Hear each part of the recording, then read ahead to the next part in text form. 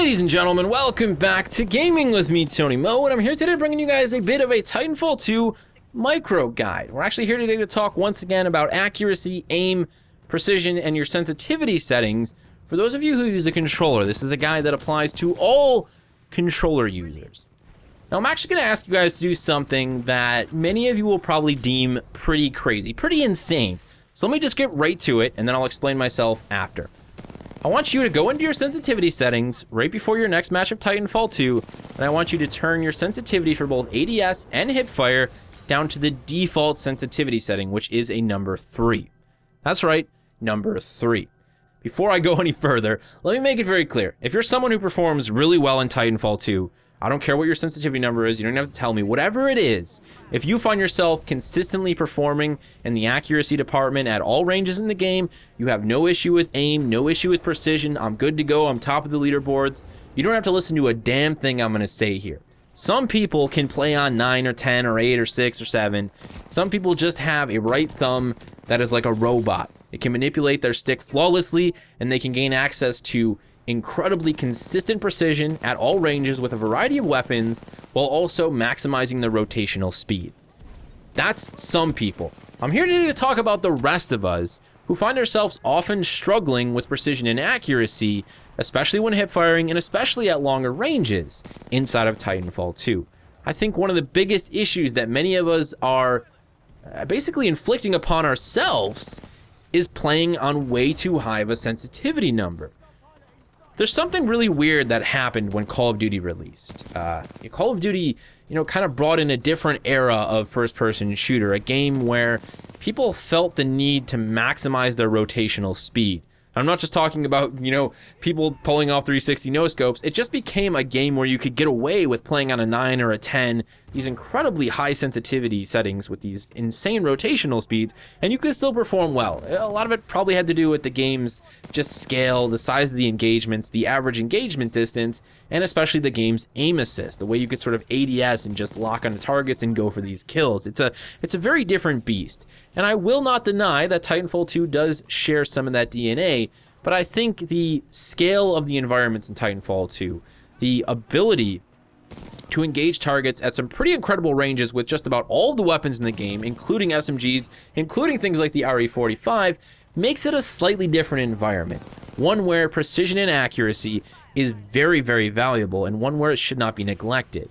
At the end of the day, I started to realize that we should treat Titanfall 2 more like we treat Halo multiplayer. The average competitive Halo player, someone who takes Halo serious or someone who plays at a pro level, is playing at sensitivity settings like 1, 2, and 3. They're playing on very, very low numbers because they need to maximize their precision and accuracy, and also, of course, maximize their consistency with those things. Rapid headshots, one after the other, clean headshots with the battle rifle and the DMR, basically aiming for those perfect kills, are the only way to be top tier, to come out on the top of firefights inside of Halo. If you body shot in Halo, you will die time and time again to the player who even at least tries to shoot you in the face. This is really the way we should be looking at Titanfall. For some reason, we've decided that rotational speed is far more important, far more valuable than accuracy and precision. And it's funny when I say that, right? Because I just said that to you. Rotational speed is more important than accuracy and precision. How freaking crazy does that sound now? Yeah, it sounds batshit crazy. I know it does. You're sitting there right now and you're saying to yourself, Tony, you're right. What the hell were we all thinking? I know, I'm asking myself the same thing. A week and a half ago, I started playing on 3. Previously, I was messing around with like 5, even 4, and I was realizing that I just wasn't consistent when it came to accuracy. I was seeing people like Sage, who were hip firing at some incredible ranges with the R97 and with the car, and I was asking myself, why am I not able to do that? I see that these weapons have these range capabilities, yet I'm struggling. And I slowly made the realization, very slowly, considering the game has been out for, 5 months now, that it was all about my sensitivity number being just unnecessarily high. Why did I need that extra rotational speed if it was costing me accuracy and precision with these weapons, especially at medium to long range? So I dropped that number down, and I started messing around with it with the RE45 for this week's Pistolero challenge. I started getting 5 to 6 more kills per match on average. My performance exponentially increased instantly. because I put precision and accuracy before rotational speed. That's what I'm asking you guys to do by dropping your sensitivity number down to 3.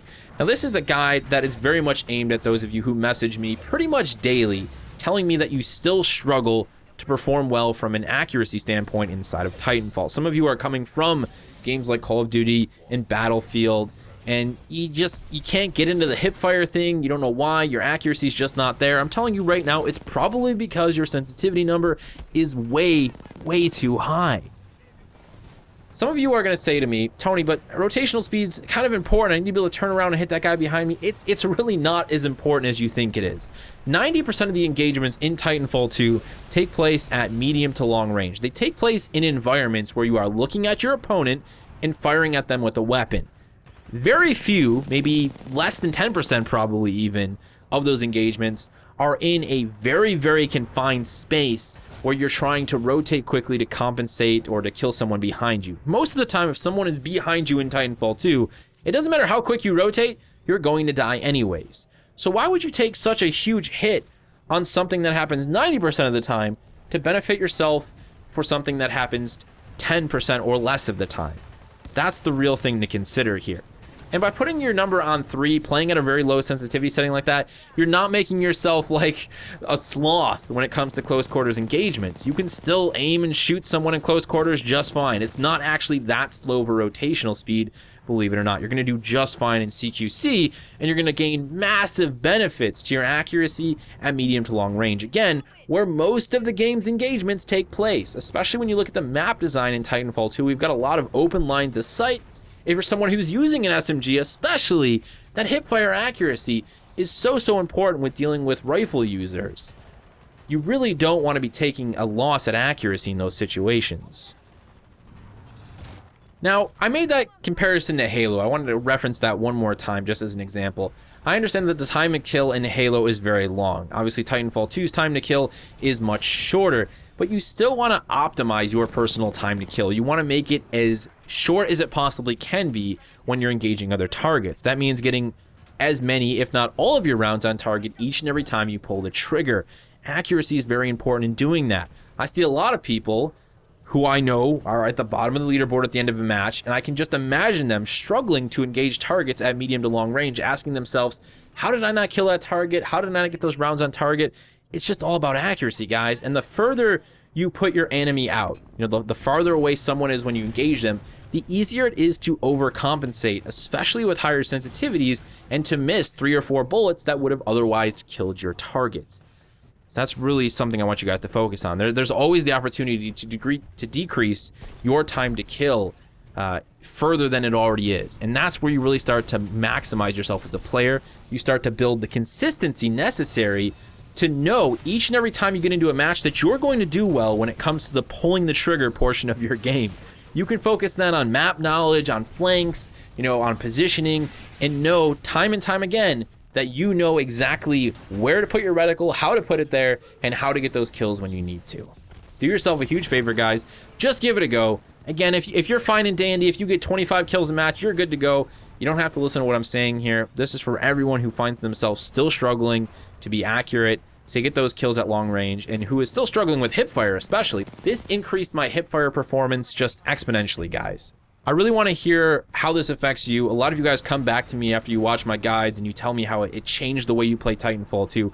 I think this is a huge game changer. I think really evolving the way we look at this game sensitivity-wise, getting away from the, my sensitivity's bigger than yours, is going to go a long way in making a lot of you much, much better pilots. Keep it locked and loaded, fellas. I'll see you in the next one.